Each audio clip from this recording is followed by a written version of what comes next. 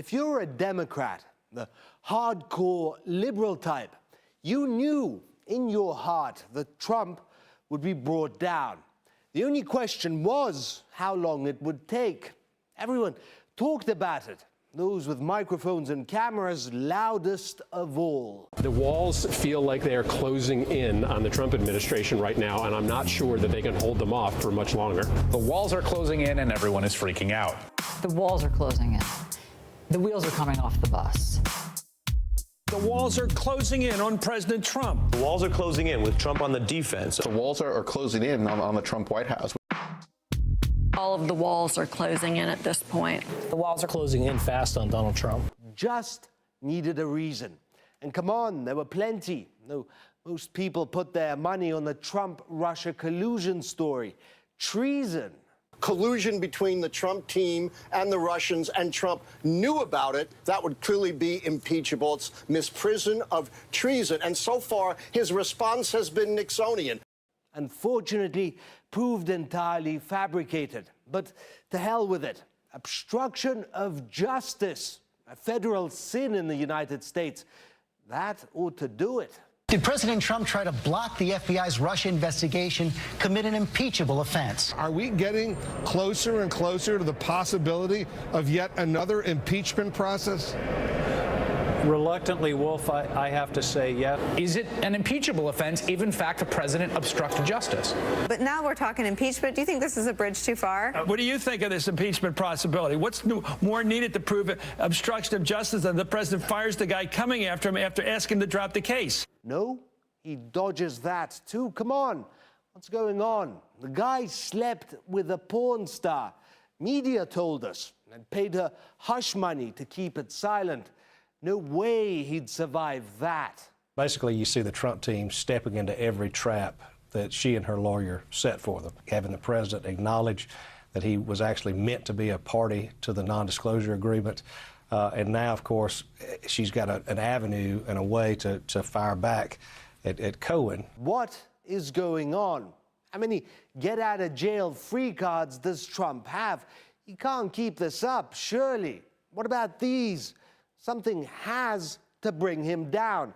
Has to. Michael Cohen could lead to the impeachment of President Trump. Several months ago, former Chief Strategist Steve Bannon told Trump the risk to his presidency wasn't impeachment, but the 25th Amendment.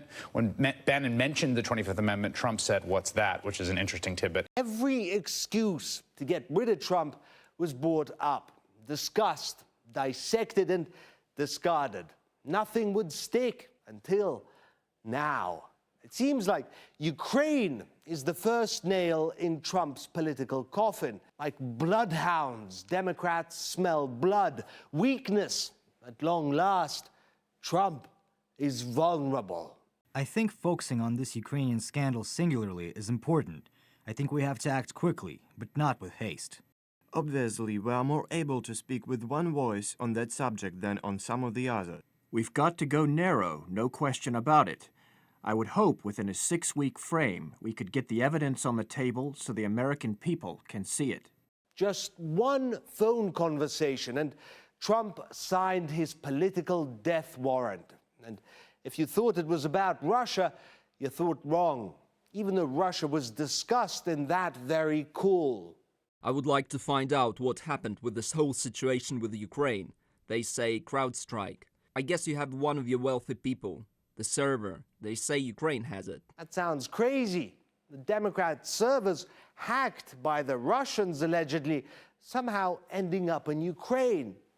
What? These things are so secure. CrowdStrike, the DNC's computer security squad, wouldn't let the FBI look at them.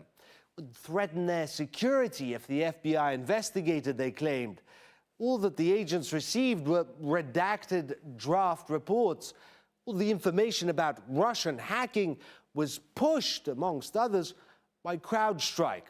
And the FBI, putting it politely, said this isn't how things are usually done.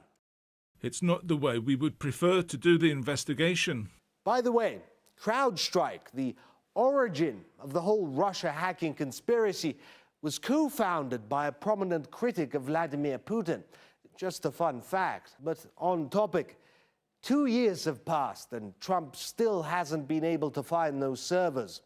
Trump may or may not have reason to think that the servers are in Ukraine. It is Trump after all. Whatever they know in Washington, it's clear that the Democrats won't let go of this whole Ukraine business. They finally got solid ground for their long-awaited impeachment. Oh, and Russia, forget it. No one cares anymore.